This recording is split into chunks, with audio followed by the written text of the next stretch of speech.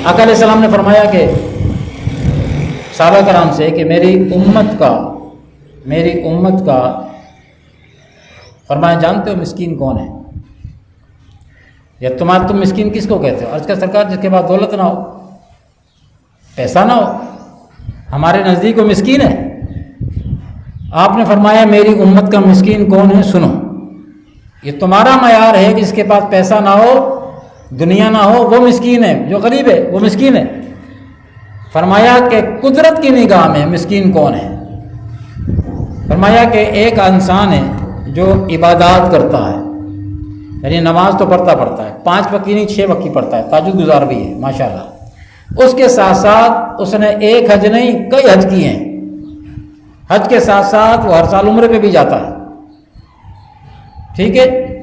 اچھا، فلاحی کام بھی بہت کرتا ہے، مسجدیں بنوا دی، مدرسے بنوا دیے، لوگوں کو کھانا بھی کھلا دیا، یہ سارے کام وہ کر رہا ہے، یعنی دنیا جو اسے جان رہی ہے وہ اس کے ان کاموں کے حوالے سے جانتی ہے۔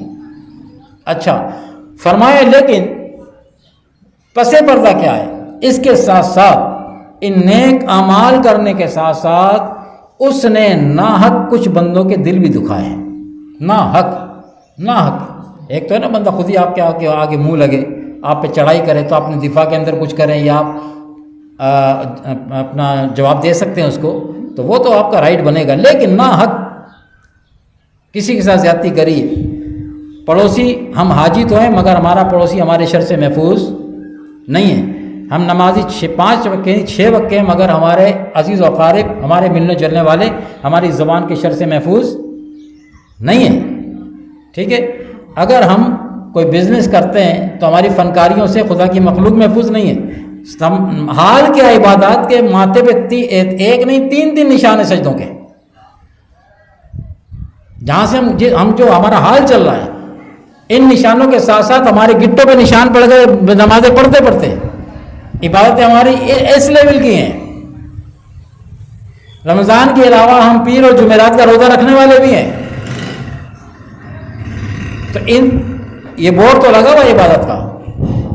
قربان جائے آقا علیہ السلام نے ہماری اس غفلت پہ سے پردہ اٹھایا کہ یہ نہیں چلے گا کہ ان تمام نیک اعمال کے ساتھ تم اپنے ہی ملنے جلنے والوں کے ساتھ ان کے علم میں لائے بغیر ان کے ساتھ دغا بازی کرتے رہو، کسی کو ناحق گالی بکنا، کسی کی پیٹھ پیچھے غیبت کرنا، کسی کی چغلخوری کرنا، کسی شریف آدمی کی عزت کو اچھالنا۔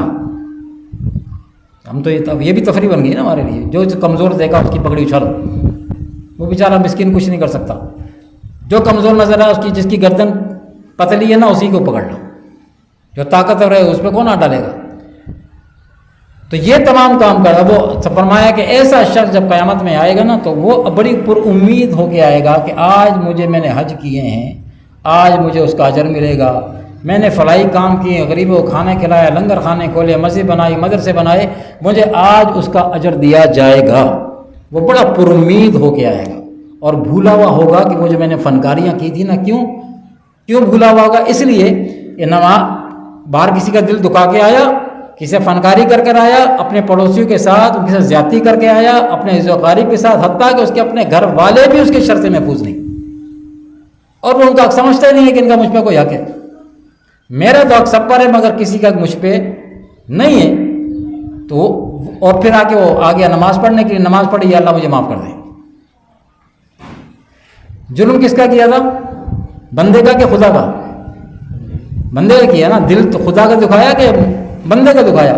اللہ دل سے پاک ہے، بندے کا دکھایا نا، تو معافی خدا سے مانگ رہا ہے، اور وہ رو رہا بیٹھا وہاں جس کا دل دکھا گیا ہے۔ تو آقا علیہ السلام فرمایا جب یہ بندہ آئے گا، اور آئے گا تو بڑی پر امید ہو کے آئے گا، تو حکم ہوگا کہ وہ جو اس کے دعوے دار ہیں، اس کے خلاف جو دعوے ہیں نا ان کو بلاؤ۔ وہ دعوے دار آ جائیں گے، کسی کا مال کھایا، کسی کی گالی بکی، کسی کی چوری کری، XYZ کسی بھی حوالے سے کسی کو نقصان پہنچایا ہوگا، وہ سارے آ جائیں گے۔ کوئی آئے گا کہ یا رب العالمین، اس نے بلا وجہ مجھے دنیا میں ستایا تھا، میں کمزور تھا، میں اس کا کچھ نہیں کر سکتا تھا، اس نے اپنی طاقت کا فائدہ اٹھایا اور میرے ساتھ زیادتی کری، آج انصاف کا دن ہے، مجھے انصاف دیا جائے، بالکل انصاف ملے گا، بالکل انصاف ملے گا۔ اب کیا کریں، دل تو ایمان دکھا کے ہے۔ اب حشر کے دن اس کا ازالہ کیسے ہو؟ دنیا ہوتی کوئی پیسہ پائی جیب میں ہوتا نکال کے دے دیتے، دولت دے کے دنیا میں ہوتا ہے نا بھائی، کوئی خدا نہ خواستہ قتل ہو جائے، اس کا قصاص ہے، قتل ہو جائے اس کو دیت دی جاتی، قصاص دیا جاتا ہے، جتنے بھی ورثہ اس کے طے کریں بھائی ہمیں ہمارا جو مقتول ہے اس کے اتنے پیسے ہمیں دے دو، ہم راضی ہو جائیں گے، جھگڑا ختم۔ تو دنیا میں تو یہ چل جائے گا، قانون ہے، آخرت کا قانون دوسرا ہے۔ آخرت میں ایک ٹیڑھی پائی نہیں چلنے والی، سب یہیں درا رہ جائے گا۔ وہاں کیا چلے گا؟ وہاں آپ کے جو کام، ہمارے کام آنے والی جو کرنسی ہے نا، وہ اس کا نام ہے نیکی۔ وہ نیکیاں جس کے پاکٹ میں ہوں گی نا، بس وہی خوشحال ہوگا بس۔ اب یہ تو بڑا نیکوکار بن کے سامنے آیا نا، اپنی نیکیوں پہ اس کو بڑا بھرم تھا۔ جب یہ آیا تو اب وہ سامنے آ گئے دعوے دار، اب پیسے تو ہے نہیں کہ دیکھ ان کو راضی کرے، اب ان کو راضی کر، یا اللہ کیسے راضی کروں؟ پھر اللہ خود ہی طریقہ ہی بتایا کیسے راضی ہوں گے۔ اللہ تعالیٰ فرمائے گا کہ اس کی نیکیاں نکال کے اس کے نام میں ڈالو۔ یہ جو حج کر کے آیا نا، ایک حج نکالو اس کا یہاں سے، اس کے نام، اس نے ایک حج بھی نہیں کیا زندگی بھر میں، اس کو دے دو اس کا حج کا ثواب، ٹھیک ہے؟ اس کی نمازوں کا، اس کے روزوں کا، اس کے صدقات خیرات، یعنی باری باری لوگ آتے جائیں گے اور نیکیاں نکل نکل کے وہاں جاتی رہیں گی، حتیٰ کہ سرکار نے فرمایا اس کی نیکیاں سب ختم ہو جائیں گی، سارے حج ختم، سارے عمرے ختم، صدقات خیرات کا ثواب ختم، جو نمازیں پڑھی تھی ان کا اجر گیا، سب کچھ ختم ہو گیا، اب اس کے پاس کچھ نہیں بچے گا۔ اسی امید پہ جنت پہ جانا چاہ رہا تھا نا، اسی امید پہ جنت جانا چاہ رہا تھا، اب اس کے پاس نامہ اعمال میں نیکیاں سب ختم، چھوٹی بڑی سب نیکیاں تقسیم۔ اب چھوٹی بڑی ساری نیکیاں تقسیم ہو گئی اور ابھی دعوے دار باقی ہیں، دعوے دار ابھی باقی ہیں، اب ان کو کیسے راضی کیا جائے؟ تو کس کی نیکی ختم ہو گئی۔ اب اللہ تبارک و تعالیٰ دوسرا طریقہ ارشاد فرمائے گا، کیا؟ اللہ تعالیٰ فرمائے گا کہ ان کے گناہ نکال کے اس کے اوپر ڈالو، اس کے اپنے گناہ تو اس کے سر پہ تھے، اب وہ جو مظلوم ہے نا، جو ان کو ستا کے ہے، ان کے گناہ نکالو اور اس کے گلے میں ڈالو، ان کے گناہ نکال کے اس کے گلے میں، حتیٰ کہ جب تک کہ وہ پورے گروہ سارے لوگ ختم، دعوے دار ختم نہ ہو جائیں، یہ سلسلہ چلتا رہے گا اور وہ جنت کی امید لے کر آنے والا جہنمی بن جائے گا۔ سرکار نے فرمایا یہی میری امت کا مسکین۔ تو ہم کون سی دنیا میں جی رہے ہیں؟ اپنی نمازوں پہ پھول رہے ہیں، اپنے روزوں پہ پھول رہے ہیں، اپنے حج کر کے پھول رہے ہیں، اپنے ذکر فکر پہ پھول رہے ہیں، تمام تر عبادات کے ساتھ ساتھ حقوق اللہ، یہ تو حقوق اللہ ہے، حقوق اللہ کے ساتھ ساتھ حقوق العباد کو ساتھ رکھنا پڑے گا، ورنہ جان نہیں چھوٹنے والی۔ خالی نمازیں جان نہیں چھڑا لیں گی، طواف کعبہ بھی آپ کی جان نہیں چھڑا پائے گا اگر وہاں کوئی ایسا دعوے دار نکل آیا، وہ دے دو اس کے ساتھ، تو طواف اٹھا کے اس کو دو، اب کیا کریں؟ اور وہاں تو دوبارہ کوئی نیکی کرنے کا موقع بھی نہیں ہے، یا اللہ ابھی موقع دے دے جمع کرنا، وہ موقع بھی نہیں ہے، تو اس شخص کا حال کیا ہوگا؟ پھر اس شخص سے مراد ہے اس شخص کی جگہ ہم اپنے آپ کو رکھ کے سوچیں، پھر ہمارا حال ہوگا کیا کہ پاس کچھ نہیں ہوگا، اب کیسے راضی کرے اللہ تعالیٰ کو؟ وہ دروازے پیچھے جانے والا دروازہ بند، دنیا میں تو جا نہیں سکتے۔ اب جو اس خوش فہمی میں ہم جی رہے ہیں کہ جنت تو مل ہی جائے گی، جنت تو چلے جائیں گے، تو آقا علیہ السلام نے وہ پردہ اٹھایا غفلت کا ہماری آنکھوں کے سامنے سے۔ یہ ایمان نہیں ہے، یہ ایمان کی نشانی نہیں ہے، یہ شیطانی حرکتیں جس نے تمہاری آنکھوں پہ غفلت ڈالی ہوئی ہے۔ تم اپنے آپ کو عابد و زاہد سمجھ رہے ہو اور ادھر حقوق العباد میں وہاں حق تلفیاں کر کے اللہ کی بارگاہ کے مجرم ہی ہو تم، بحیثیت نمازی کے، ہاتھ باندھ کے کھڑے ہم تو نمازی ہیں، وہاں سے آواز نمازی کی نہیں آتی، وہاں سے مجرم کٹہرے میں کھڑا ہوا ہے، مجرم ہے، یہ جرم کر کے آیا، اب جرم کی معافی نہیں مانگ رہا، جس سے مانگنی چاہیے، جس سے مانگنی، بھائی آپ کی عدالتیں لگتی ہیں تو عدالت آپ کو کب چھوڑتی ہے؟ اب فی زمان عدالت کی بات نہیں کر رہے، یہ تو اب تو اللہ رحم فرمائے، لیکن جو ایک اصول ہے عدالت کا، ظالم اور مظلوم دونوں بلائے جاتے ہیں، فیصلے جب ہی ہوتے ہیں نا، جج کا کام ہوتا ہے دیکھے تحقیق کرے، تحقیق کر کے فیصلہ کرے، تو ظالم مظلوم دو. اب اگر وہ مظلوم ثابت ہو گیا کہ اس نے ظلم کیا ہے تو پھر اس کے اوپر جرمانہ عائد ہوتا ہے، سزا بھی آئے گی اور اس کے اوپر ڈن بھی آئے گا. آپ نے اتنے پیسے بھی اس کو دینے، اتنے سے اندر جیل بھی کاٹو گے آپ، یہ کرنا پڑے گا اس کو. دنیا کا یہی قاعدہ ہے، یہی ہے نا. ہاں آگے بھی یہی ہوگا کہ جس بندے کو ستایا ہے وہ جج چھوڑے گا نہیں کہ چل تو میرا ماننے والا تھا، تو میری نمازیں بہت پڑھتا تھا، میں نے تو تجھ پہ 5 فرض کی تھی مگر تو 6 پڑھ کے آیا ہے، تو تہجد میں بھی اٹھتا تھا، تو رمضان کے علاوہ میں روزے رکھتا تھا. خیر اگر بندوں کے دل دکھائے تو کیا ہوا، تو مجھے تو سجدے کر کے آیا ہے نا، تیرے ماتھے پہ 1 نہیں 3 سجدوں کے نشان ہیں، آج جنت میں چلا جا. نہیں ہوگا ایسا. ہماری عبادات نے ہمیں دھوکے میں ڈال دیا. یہ ہے نفس، یہ ہے نفس. بڑا باریک فرق ہے، بہت باریک فرق ہے اس کو سمجھنے کے لیے. انہی چیزوں سے ہم، یہ ہاتھوں سے اور اپنی زبان سے ہم سارے کام کر رہے ہوتے ہیں. آقا علیہ السلام کیا فرمایا کہ مسلمان کی پہچان کیا ہے؟